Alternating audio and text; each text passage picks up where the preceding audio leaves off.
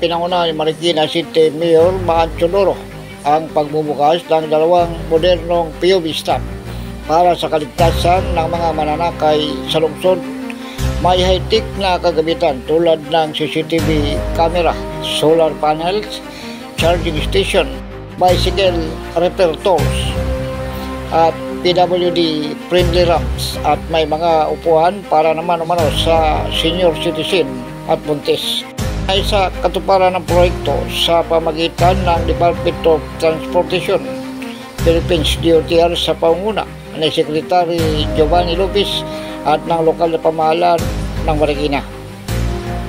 Ayon kay Teodoro, maswerte ang Marikina dahil 2 sa 6 na POV stops ay sa Marikina inilagay. Tugma umano ito sa programa para sa ligtas at sustainable na transportasyon. Nagpapasalamat din ang alkalde kina Pangulong Ferdinand Marcos Jr., DOTR Secretary Lopez at sa buong kagawaran sa pagpili sa lungsod bilang isa sa mga benepisaryo ng proyekto.